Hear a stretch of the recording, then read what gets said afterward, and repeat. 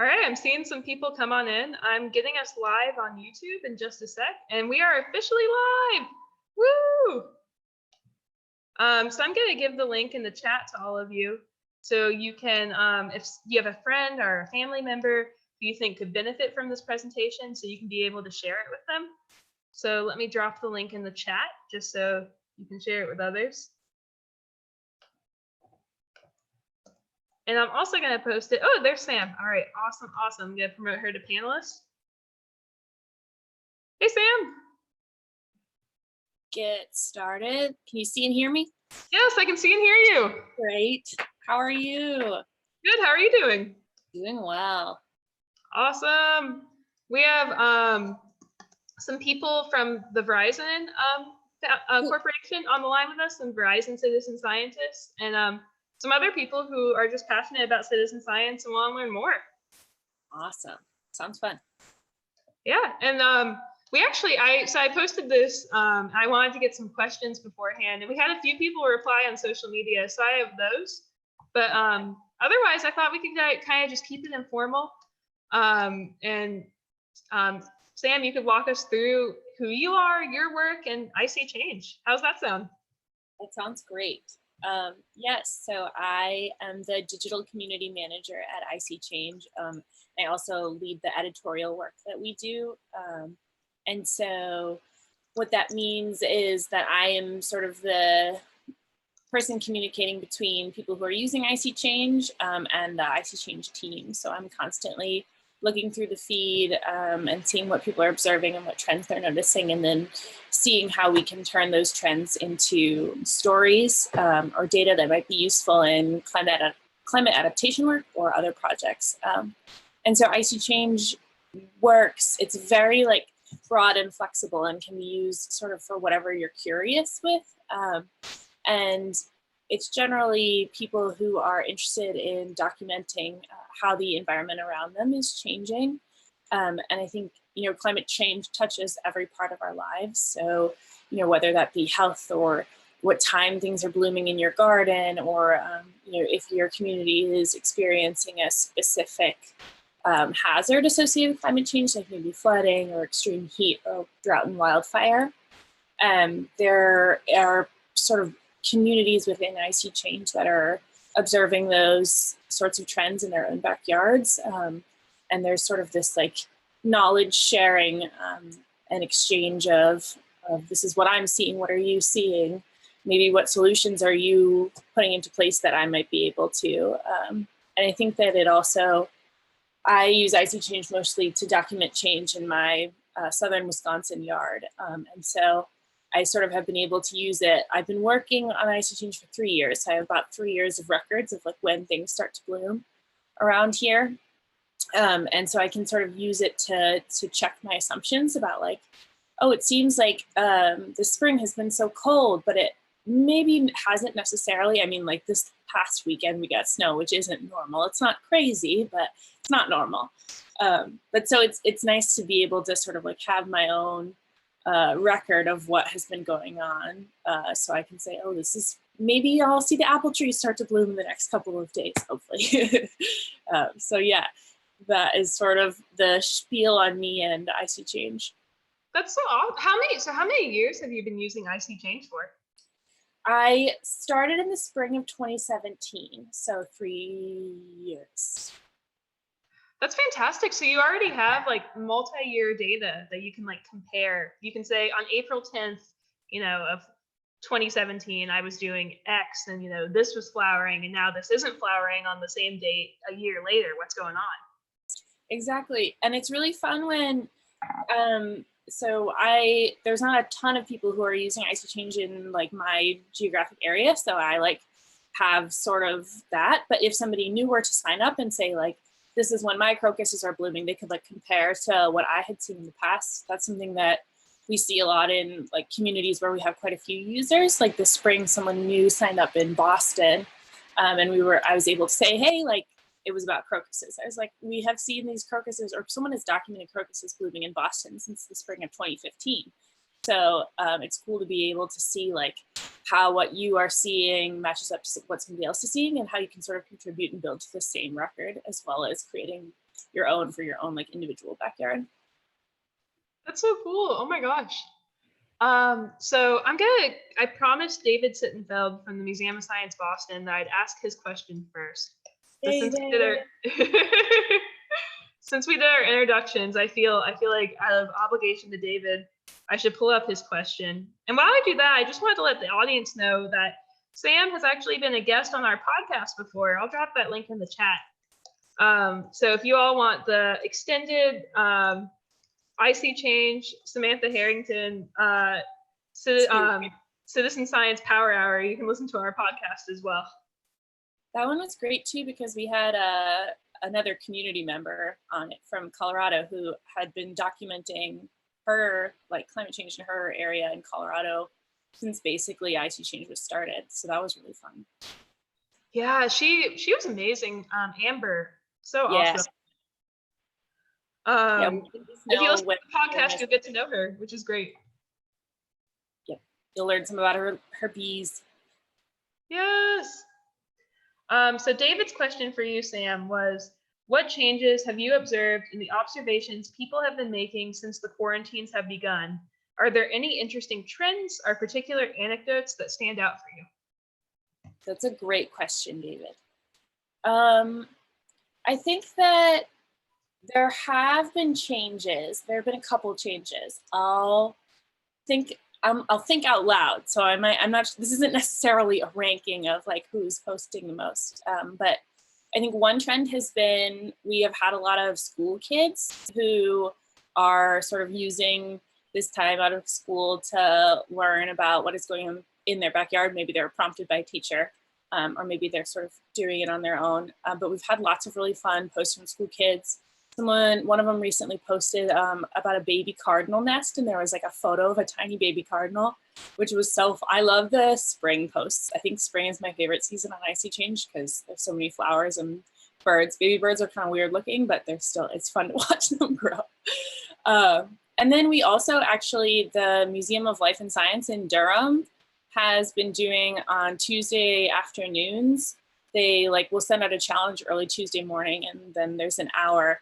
I believe that it is 3 to 4 Eastern, where everybody sort of gets on ISeeChange at the same time and is posting. And a couple weeks ago, the question that they posed was, if people had seen changes in their natural environment since people had been working from home, or also since some routine landscaping services have changed. So some of the things that they saw in that hour of posting was, a lot of the medians and roads maybe weren't being mowed. So there was a lot more clover and food sources for pollinators.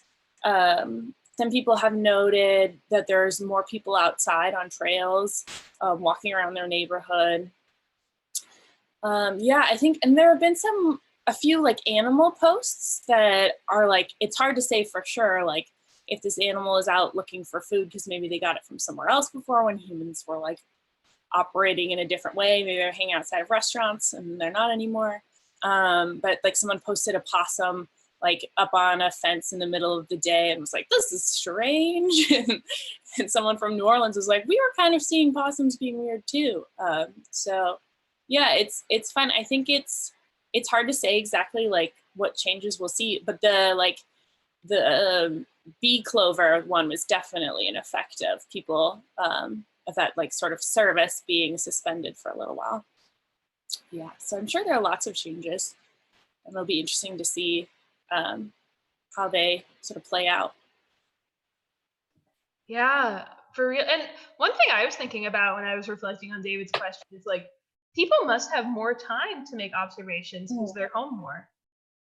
Yeah, probably. And I think that there are I don't know, being able to get outside in a sort of natural environment way is one of sort of the only ways that we can, I don't know, be out of our house safely and hang out with other people from 6 feet away. And so I think that there are I'm no social scientist or expert, but it wouldn't surprise me if there was sort of this movement among some people of getting more in tune to particularly their very local environment. But yeah, and I think that like when things are uncertain and a little bit crazy, like being outside and like taking a breath of air and like saying like, oh, I can notice what stage of life my like tulips are at right now. Like there's like some, I don't know, psychological value in that as well when things are a little bit all over the place. I 100% agree. I mean, nature is such a soothing thing. One thing I was thinking about is for some of the people who are on the line, they may have never done ISeeChange before. So I just wanted to let them know that ISeeChange is a SciStarter affiliate. So if you have a SciStarter account and an ISeeChange account with the same email, your contributions will track for you. And if you go in your ISeeChange info and settings and turn that toggle on, it'll track. So that's important for our Verizon folks on the line. But let's say that I go to the ISeeChange website. What's my first step for making an observation? Sure. Yeah. So the first step is to create an account, and it's like free. It's pretty easy to sign up. We have a mobile app and also a website, so it's sort of your personal preference. If you're like on your phone a lot and apps are easy for you, go for the app. The mobile website works too, though. So if you have like lower bandwidth or no room for an app on your phone, I'm always like deleting storage on my phone. So there's like lots of different ways to access it, but you make an account. You'll like add in your general location. So when you first log in, after you have signed up, you'll see the sightings feed is usually targeted to your geographical area. But you can like change it and filter it to see observations around the world.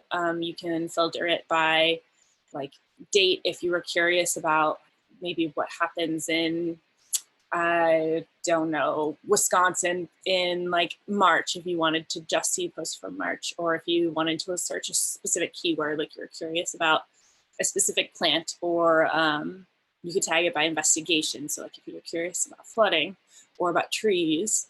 So I think that's like the sort of first thing I recommend when people sign up with ISeeChange is to really like play around with it, because there is so much that like you can do and learn, and you can sort of see how other people are using it and maybe decide like what you're curious about, and how you might do sort of your own observational work. If you maybe like want to track one thing over time, or if you want to try and join a community, like maybe a local community near you is trying to collect data that like might influence some adaptation project. So you might want to get engaged in that kind of process.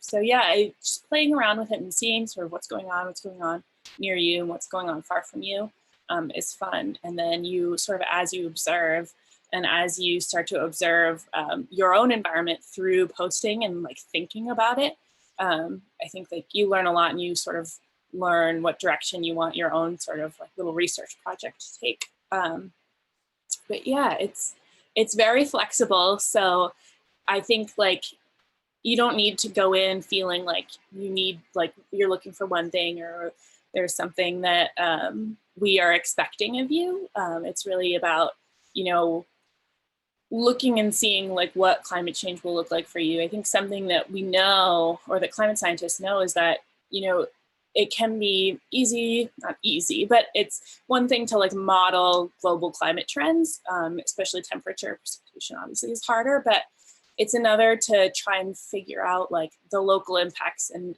it's really hard to say like how climate change is going to impact one individual person versus another. And so being able to share those stories is really valuable data. And I think like sometimes people only think about data as like numbers, and we have options to like collect that too. If you have a rain gauge, you can add your rain gauge data. But I think that like your experience and your story is really valuable, and we don't necessarily always realize that as people. We're like, oh, well, I'm not experiencing a hurricane all of the time, or I'm not in a like, I don't know, 500-year storm event.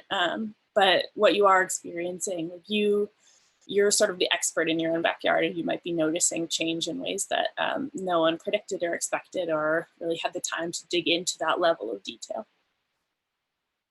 That's such a good point. Yeah, because people think, oh, I would only take a picture when I'm, like you said, in the middle of a hurricane, but the everyday observations are just as important. Definitely. Yeah, something that we like to do in stories is like we try to be a little bit proactive, but it can be hard. And so sometimes it'll be like, we'll see some event happen, like there'll be a big wildfire event in California. And then we say, okay, wait, what were people saying earlier in the year in this area? Were there signs that we missed? Were people talking about how dry it was? Were people talking about like a lot of spring growth? So maybe there was a lot of fuel for those wildfires. Is there a pest outbreak? Were people noticing trees looking unhealthy? We did a story about drought and wildfire in Southern California. And like, I think a month before, people were noticing that there were like an unusual amount of downed trees, like in urban areas. And so that sort of was a clue that like, one, it was really windy, which can dry things out really fast, but also maybe that the trees were drought stressed and unhealthy. So they were falling over easier, which both of those things obviously can lead to higher wildfire risk. So yeah, the like subtle stuff that we sometimes miss can be like really big signposts for bigger things that are coming. And if we can like notice those smaller things, then maybe we can be more prepared when the big thing happens. That's so true. And for our audience, don't be afraid to put questions for Sam in the chat as we ask them. This is a safe place. Every question is a good question. We want to get you involved in this project and get you observing change. So one question with ISeeChange, I remember when I first found out about the project, I had just moved to a new city. And I was worried to make observations because I didn't really understand what change would be in that new city yet. What advice do you have for someone like me who may not really instinctively know the weather of my area? Definitely. That's something that we have heard quite a bit, especially like if college professors are trying to use it in their class. They're like, students are like, oh, but this isn't like, I don't know what's normal here and what's not. But I think that sometimes coming in from an outside perspective can like clue you into things as well. And it also gives you an opportunity to like, if you had like friends or neighbors who had lived in that area for a long time, you could be like, hey, is this like a normal thing to see? Like this animal that's walking by on the street, like, is this, is this normal? I've never seen it before. And maybe they could say yes.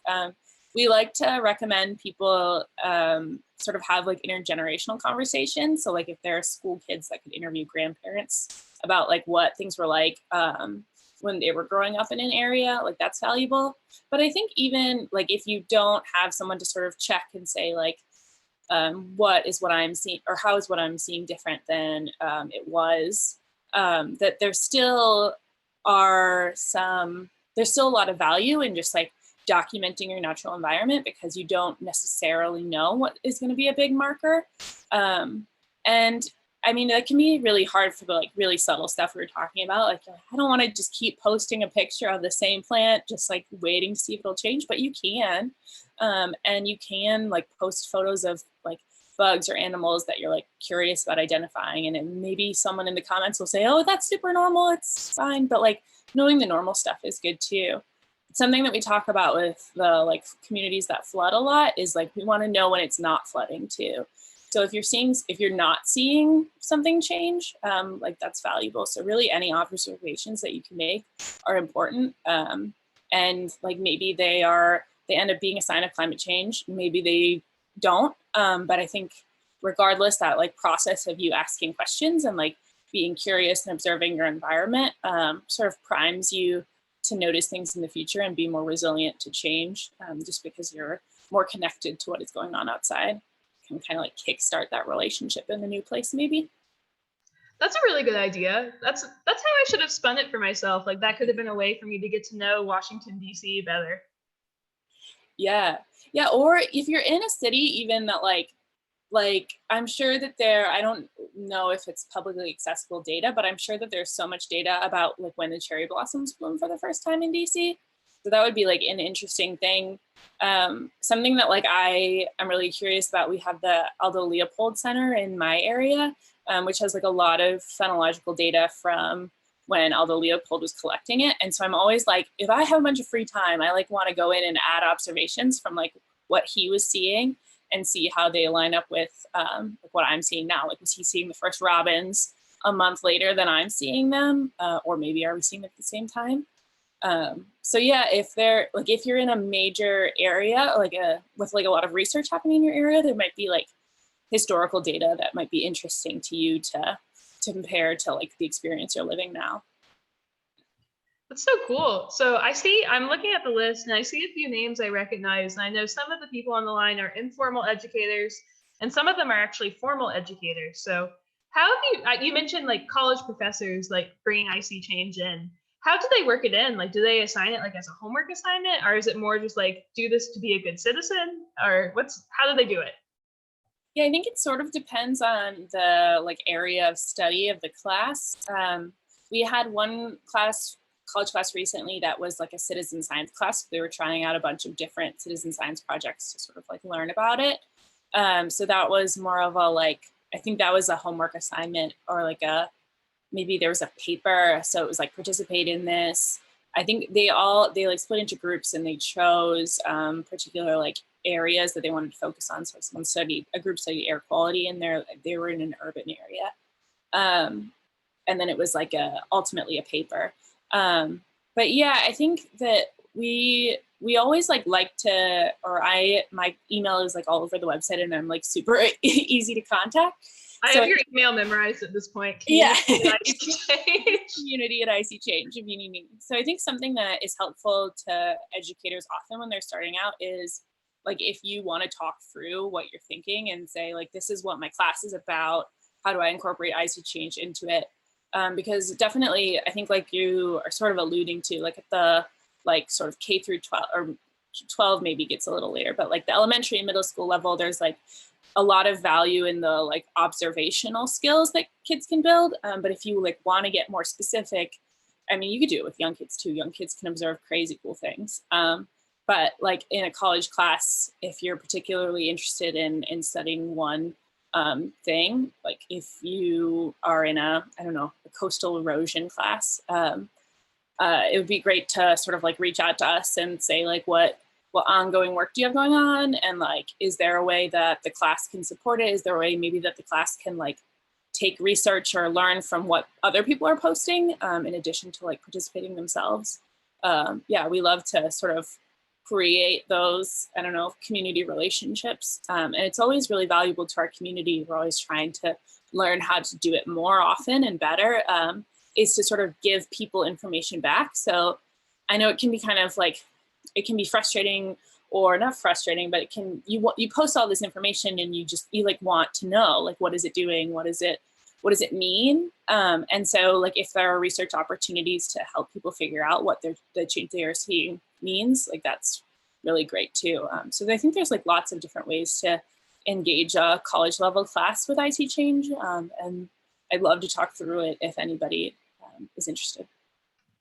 Yeah, you heard it here, folks. community@ISeeChange is Sam's email. Yep. I also see one person on the line is with a zoo. So I was wondering if you could kind of speak to how like institutions like zoos, science centers, museums could use ISeeChange. Yeah, we have never partnered with the zoo, so I'd be really interested to learn from them, like what their experience is. I imagine that like heat is an issue, but that could just be totally speculative. But I know I have like a good friend whose husband is a dairy farmer in southern Minnesota, and like historically it doesn't get super hot there, but when it does, the cows produce less milk, and it's like a lot of heat stress. They had to find a lot of shade for them. So I would imagine that zoos probably have like, I don't know. I don't run a zoo.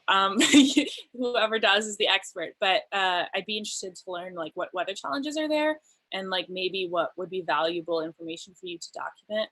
But yeah, I think partnering with sort of science or research institutions is really fun. We've done it with the couple museums that you and I have both mentioned, David in Boston and the Museum of Life and Science in North Carolina. It started when David and his team came to us and was like, we have developed these games. They are games, but it sounds like maybe different than it is. They sort of like help people understand the process of coping with climate hazards, and how to like make decisions collectively about how to adapt. And so they were gathering information about urban heat, extreme heat in Boston, and throughout the summer. And then at the end, there was going to be this event where they played this game and everybody sort of had to try and identify a solution to it. And so I think like institutions, it's usually helpful if you know, like if there's a specific problem that or an answer to a question that you're looking for, that we can kind of like rally your community around trying to help you find those answers, which can be really valuable in like creating a relationship with the community, which I know is really important to the museums, and I would assume is important to like a zoo or other sort of science center in general. That's awesome. Oh my gosh. So, and then we also have some people from Verizon on the line who are employees of Verizon. So how have you seen like groups of adults use ISeeChange as kind of like a community builder for them, especially, and this might be too hard to answer because we're still in the middle of it, but in these new socially distant times, have you seen like connections emerge through ISeeChange? Ooh, great question. So we actually do regularly work with a social scientist, and I wasn't on the like most recent meeting, but I know that we're talking to her again about like using ISeeChange posts to sort of identify people's like how behavior changes throughout their like time using it.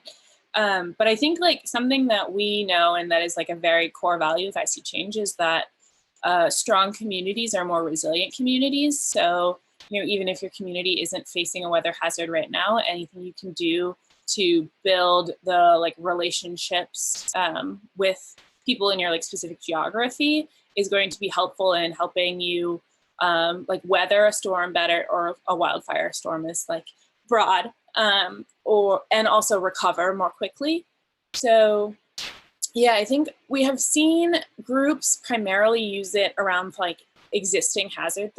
I keep saying hazards, which is like such a buzzword, around existing issues they're dealing with, and like specifically flooding. There's a group of people in Ocean City, New Jersey, which is an island off the coast of New Jersey that is dealing with a ton of flooding, that wanted to sort of have a record of information about the flooding to take to their city government to create solutions so that they weren't experiencing as much flooding.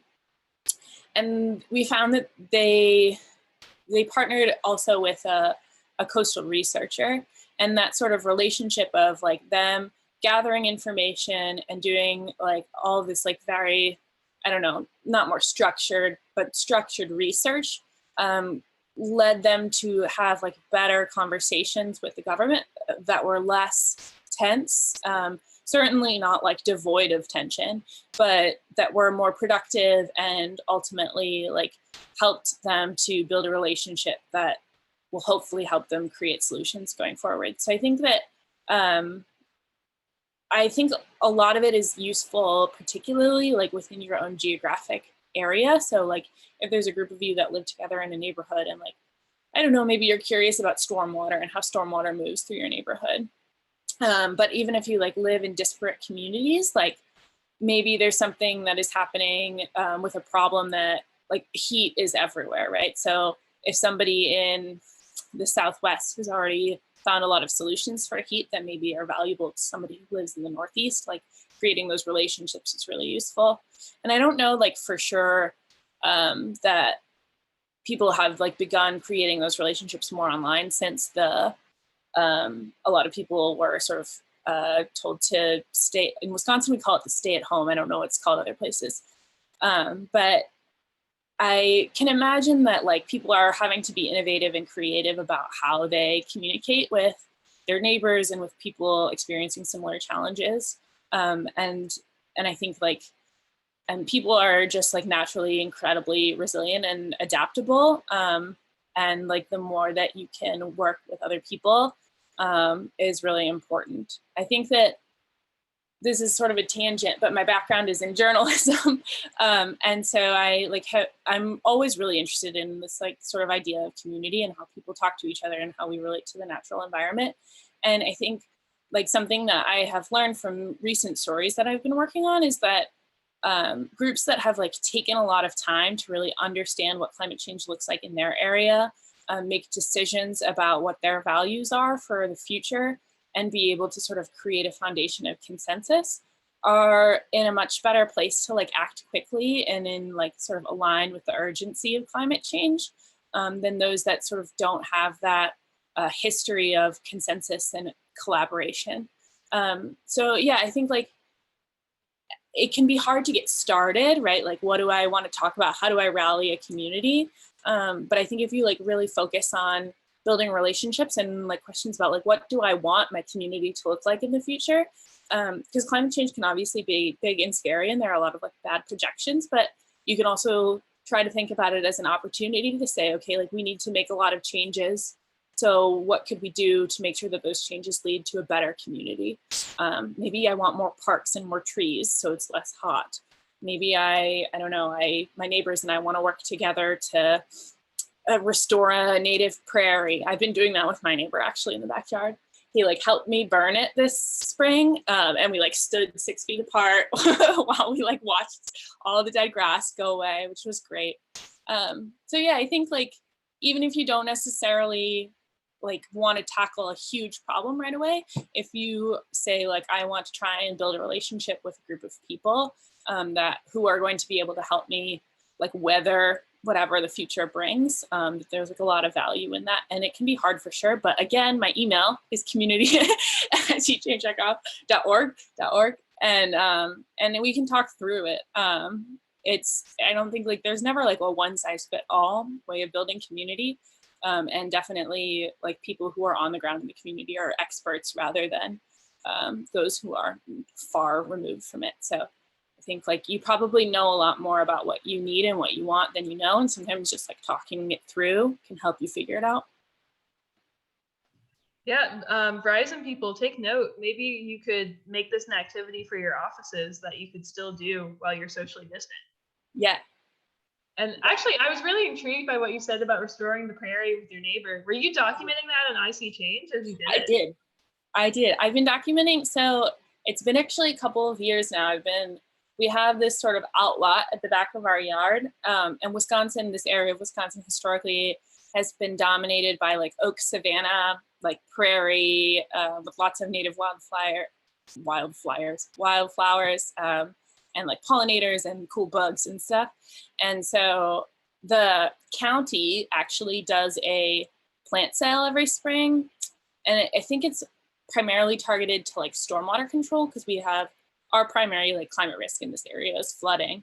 But they sell like native plants that the county grows. And so a couple of years ago, I bought a bunch and we started like putting in the prairie. And it's been an exercise in like learning, like what does the prairie need to be successful, and it needs fire. But like our neighborhood stopped burning all the outlots. So then I had to like get creative, and my neighbor was burning his own. And I was like, hey, you want to come do mine too? But yeah, I've been documenting that on ISeeChange, and it's been fun to sort of see throughout that process, like what plants have been doing well and what haven't, and like what I should plant in the future and what I should not. And I get so impatient, and I'm like, this flower hasn't come up yet. It's dead. It didn't make it through the winter. Oh no. And then I can look at ISeeChange and say, oh no, I'm just like 2 ahead of schedule here. It doesn't need to be up yet. It's going to be fine. It's going to be fine. I love it. And it's so cool, like how you can, something so local that I know nothing about prairies, but I could go look at your ISeeChange profile and learn a bunch about them. Yeah, for sure. Yeah, and it sort of inspires, like every time I do a post, I mean, sometimes I'll just like post if something quickly, like, oh, this bloomed. But sometimes I'll like to think about it. I really like the Museum of Life and Sciences challenges, because it makes me like think about things I'm seeing differently. Like this past Tuesday, they asked people to post something red. And I was like, I can't find anything red in my yard. And then I realized that like all the spring flowers in my yard are like light colors. And I was like, oh, well, they all are mostly like woodland flowers. So maybe they're light colors so they can like attract pollinators. And then the like prairie ones are brighter, so they stand out in the prairie. I don't know, this is all speculation, but it makes you just like think differently. Like, I'm seeing this, I wonder why. And even if you don't know the answer, like post it, and the question might either, maybe people will know the answer, or people might be curious to try and figure it out. I actually went ahead and dropped the link for those challenges in the chat, because even if you're not in North Carolina, Sam and I both aren't. I've been subscribing to their challenges too, and like the see something red, I could do that, you know. I have red flowers outside in Florida. Yep. So I hope you all do the challenges, and I hope that Sam's able to see them on your new ISeeChange profiles. Yeah, I love to see what people are doing in like areas very different than my own. So it's fun. Speaking of that, one thing I think is really cool about ISeeChange is the foothold you all have in America's coolest city, New Orleans. Could you tell us a little bit about that and the community work you all do there? Yeah. So our founder, Julia, she lives in New Orleans, and it was important to her to sort of engage the community around flooding, which was getting worse as storms get more intense. Essentially, like any rain that falls in New Orleans has to be pumped out just because it's low lying. So if you're getting more rain in a shorter amount of time, that's like harder for the drainage system, the pumps to keep up with. So people are experiencing a lot more flooding. And I think like with civic-led projects, sometimes it can be hard to engage communities fully, like engineering firms or city officials may hold public meetings, but people aren't always able to make it to those meetings. Like if you work in the evening or if you don't have childcare. So it was really important to Julia to find a way that like was accessible for all New Orleanians to say like, this is what I'm experiencing, especially since like issues like flooding and other issues can be like environmental justice issues where people who are most affected are low income people who are going to be less likely to be able to have their voice heard at those sort of like traditional community engagement meetings. So she started doing, I believe that it was the summer of 2016, but it might be 2017. She started working more officially to get especially residents in her neighborhood, the Gentilly, because they were doing, I believe that it's a HUD grant. There was a bunch of federal investment in this particular neighborhood in New Orleans to do green infrastructure design, to use things like wetlands, rain gardens. They're trying they call them blue corridors, but they're sort of like small canal-like situations, and to use those to make flooding less problematic for people in those areas. And the thing about New Orleans is when it rains, because everything has to be pumped out, everything floods. So a lot of the stormwater models, like you'll look at a model and it's just like all blue. And it's like, but where actually is like the worst place? Like what corner floods the deepest? Where is like this work need to be targeted? And a lot of that information isn't something that we can get from scientific models. It really needed to come from residents. So we've spent years working with residents to identify those spots, and we have created relationships with people working on those projects to say, like, this is what you have in your design, but like you're missing, like this street floods really bad and it's not being discussed in your project. So like, how can we get that sort of conversation happening so that they are experiencing relief while you are doing this work as well? So yeah, that's sort of the New Orleans work. We don't just, it's primarily flooding, but we also are doing some like extreme heat work and work for other things as well. I think it sometimes can be hard if somebody signs up to track a particularly like salient issue, like flooding. It can be hard for them to think, oh, like I also just saw this like caterpillar for the first time this year. I should post that too, because they're like very focused on flooding. But we are always like trying to get New Orleans to talk about what they're seeing in other ways too. But yeah, it's been definitely our like most in-depth community pilot so far, and we have learned so much. And I think it's just like, it's always an exercise in humility of like, as somebody with a journalism background or working with people who maybe have science backgrounds, there's sort of this like paradigm of like what expertise is. And certainly there's obviously so much importance in like traditional science, but to be able to incorporate the expertise of residents is also like such an important learning experience. And it's really valuable information for community leaders to have as well. Because if they can have these conversations with people, that it's not just like showing them a graph or like a stormwater plan, but it's saying like, I know that when the bus comes through, it splashes like gross water into the yard where your kid plays all the time. And this is what we want to do. And this is how we think that it might alleviate that problem. And so then the conversation between the resident and the decision maker is healthier and more productive. And hopefully like it ultimately leads to communities that are like safer and healthier and more resilient to climate change. That's so beautiful. I feel like you just summed up the whole mission so perfectly. Oh my gosh. Yeah, I love that taking a small action by just photographing your backyard contributes to the overall mission of understanding climate change and taking action about it at a community level.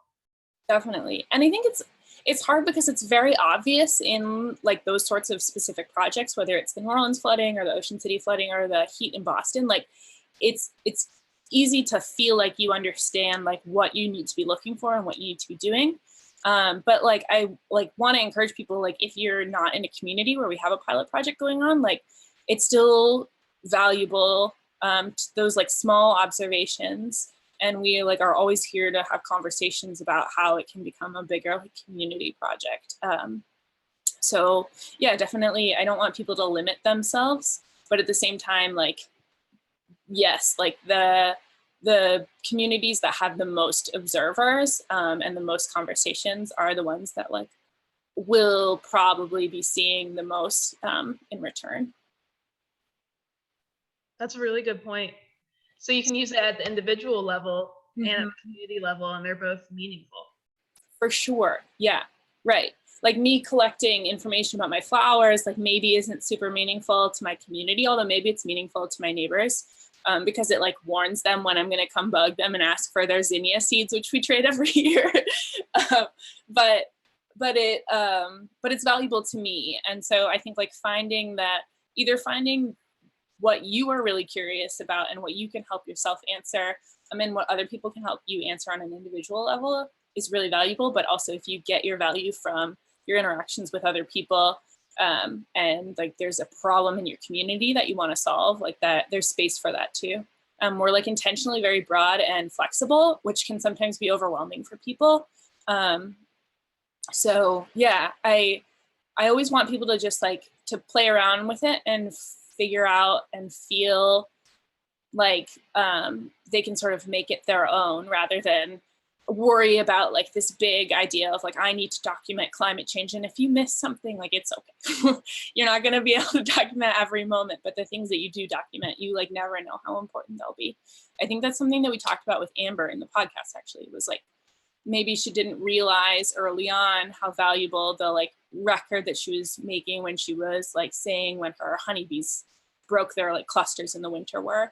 But now being able to go back like 5 years, that's really useful. And, 5 years from now, that will be even more useful and maybe it'll be useful for others in her community as well. So yeah, I think there's a lot of opportunity to like find work that feels meaningful to you and be able to like create it yourself using like photos and stories about what you're seeing. Definitely. I want the audience, if you all have anything that's popped in your head, please put it in the chat. Because I could keep on peppering Sam with questions forever, but I want to make sure the things you all want to hear about are represented too. So ISeeChange, I know originally you were called ISeeChange Almanac. I just think that's a cool bit of history. So I'd love if you could tell the group about it. Yeah. So I came on after the Almanac days. So everything I know is sort of like through my teammates who were here in the beginning. One actually just showed me the old Almanac website for the first time, which was really cool. And it was like sort of designed to look like a farmer's almanac. It had like the curly Q little things. But so ISeeChange started as a public media project with our founder, Julia, and the Lindsay Wagner, who's our designer and does a lot of the like team management as well. And I can't remember exactly what, it was a journalism program that they sort of got this seed grant to go and start a pilot project on the western slope in Colorado, in Paonia, Colorado, which was primarily like an agricultural area. There's a lot of ranchers, a lot of like people dealing with drought. And they sort of rallied the community around this idea of almanacs and using the information that had been collected in like farmers' diaries and journals throughout the city's history to sort of say like, this is what the climate in this area looked like then, and this is what it looked like now. And at the time they were working in a pretty like conservative area. So a lot of that work was sort of like opening people's eyes to saying like, well, maybe even if we like don't want to use the word climate change, like we're definitely seeing something change here. And there are things that we need to do and change about the way that like we are taking care of our land, or like maybe change our planting times, or the way that we use water, to make sure that like our work is something that we can sustain into the future, and like that can support us. So yeah, that was the like original ISeeChange, was like just people in Colorado, and it was very cool. And even when you talk to Amber, who was in that original group, or other people, the one thing that they talk about a lot is they love how localized it was, and the ability to really dig into their own community's history, and create those ties with each other. And so like after that initial project, as we expanded worldwide, those are things that we like have tried to hold on to, and are working on as we sort of do these localized pilots of like, how do we bridge the gap between knowledge that is shared across like vast distances and knowledge that is sort of collected and shared with people close to us. And we think there's a lot of value in both, but sometimes it can be hard to bring the two together, which is why it's like so exciting and important when people are like posting. My goal this summer, last summer, there was a week when it wasn't like actually a global heat wave, but it felt like it on the ISeeChange feed. We had like a woman in a man in Kenya, a woman in Nigeria, a woman in Paris, someone in Boston, someone in California, all posting about extreme heat. And I was like, I just really want everybody to like get together on a video call and like talk about like heat in their very different areas. And we just like couldn't make it work with all the time zones are different. But like it's a goal of mine this summer is to like sort of to bring together people who are in very different areas experiencing similar projects or problems, to have conversations about like how they cope, and maybe like do some knowledge exchange there. Yeah, I think like always finding different ways to like create relationships among community members is something that like I'm always thinking about, because I think it's like fun for me, one, but I also think it's like useful in terms of building resilience. That's so cool, because I think that's something that you really bring, because I've been on ISeeChange and I'll see the comments you'll have on people's posts. Yeah. Like you're kind of directly communicating with them and making them feel seen and heard about what they're saying. So I think that's so amazing. Yeah, that actually goes back to when you were talking about like institutions maybe starting projects. Something super valuable that we saw when the Museum of Science in Boston team joined on was they were like instantly doing that. They were commenting on people's posts, and before it was like primarily me or someone from ISeeChange, occasionally as other people. But the more that like a diverse group of people have sort of taken up the mantle of like commenter, like even more and more people have been engaged, and some of the conversations that happen in the comments are really fun. So yeah, I think that sort of what you're saying of like being seen and heard gets back to that idea of like climate change being so big. And like what you're seeing may like we sort of like invalidate it a lot, like, right? Like it's like my spring was warm here, but like that's not really important when people are experiencing this and this and this, but like it's still something that is scary to you. Like change is scary, and when the future is uncertain, like whether it's because of you're like, when is there going to be a COVID vaccine, or like what is climate change going to do to like the area that I really love, and that I use to feel safe. I think just like being able to document what you're seeing and then like have conversations with people and have people hear it and see it, helps to sort of make it more tangible and make it feel like something that is more something that you can deal with, rather than something that is sort of like looming. Because I said this already, but I think like people are so adaptable and resilient. And like the more that we can support each other through that, the like better off we're going to be. I 100% agree. And climate change is something that really scares me and depresses me. Yeah.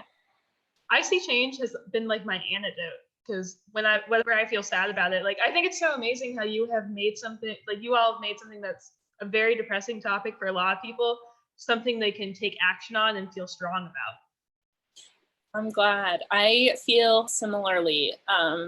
Yeah, working in it all the time can sort of like stress me out, like what am I doing? There's so many questions, like, especially like if you're like looking at the science. But yeah, I think like this sense of like, maybe we can figure it out together. And like, that doesn't mean like I like have this like crazy utopian idea of like what everything, like figuring everything out looks like. But I do see a lot of like, I don't know, there's so much potential in us to like create communities that are better, that work better for everyone, are more equitable and more just. And I think that like, when I do get like really scared and upset, like one, you should let yourself feel those feelings because they're totally rational.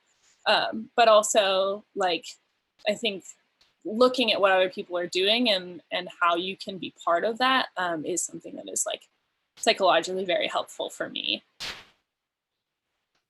That's so awesome. We're nearing the end of our time. We only have a few minutes left. So I just wanted to ask you, like, with ISeeChange, when you're reflecting on all the amazing work you've done there, is there a particular story that stands out? I know you've told us a few so far, where, like with the Prairie you're working on, and you know the flowers that you track. But I love stories, and I'd love to hear any other ones you have to share about your time at ISeeChange. Yeah, I'm thinking about, there are so many. I have a couple ideas. One that's more of like a story in a post, and one that is a story that was inspired by a post. And the story in a post was last summer during a heat wave in New England. We have a girl, maybe she's in middle school, maybe she's even in high school by now. A couple of years ago, she started using ISeeChange as a class project and has like continued it because she is like personally interested and curious. And something that she was interested in when it was really hot was looking into how that heat was affecting her productivity. And so she recorded her like focus level while she was practicing for her piano lessons during the heat wave, and then also like on a non-heat wave week, and compared them and saw that like her focus, or the time that she spent like feeling like she was focused on practicing piano, was way down during the hot week than it was the other week. So that was really fun. I liked that she like created this like mini experiment in a way that I never would have thought about before, and documented something that like is something that scientists study, of like how does heat affect our ability or like brain function. And it's really cool to see like her growth as an ISeeChanger since she started using it in her class. And then the other one, it actually involves Amber. This is just like an Amber Love Fest video as per usual. There are so many community members that I love. I don't know why she's the one I'm just talking about right now, but she has these bees, and one summer was talking about how low the honey level in her hives was, and was wondering like if it had something to do with the drought. And so we took that question and like talked to a bunch of researchers, and found that when it's dry, a lot of the like alpine wildflowers that pollinators use to get nectar to make honey make less concentrated nectar. And so that was something that was potentially connected to what she was noticing. So it's really, I love those like opportunities to like try and answer someone's question, even if we like don't necessarily get it perfect, but to be able to be a bridge between somebody who's like doing this research and someone who's noticing something weird in their backyard is like probably my favorite thing. I love that. Do you have any closing thoughts for us as everybody hops off and goes out into the world and downloads the ISeeChange app? I don't think so. Just I'm always like around and here to talk if you have any questions about how to use ISeeChange or curiosities about your community or about ISeeChange in general. Don't hesitate to reach out. Well, thank you so much, Sam, for chatting with us today. For those of you who want to learn more, I encourage you to listen to the podcast episode we did together. I'm going to go ahead and put that in the chat again because it was one of my favorite episodes, and I think you all should listen to it. For our Verizon folks, don't forget to record your service time for this, and then to keep on contributing to ISeeChange to get your volunteer hours. And for everybody else, I mean, keep on doing ISeeChange as a citizen scientist. I do it. I find it really beneficial and wonderful, and I hope you all do too. Yeah, exciting. Thank you, Sam. Yes, thank you. Have a good evening. You too. Bye, everybody. Good night. Mm-hmm.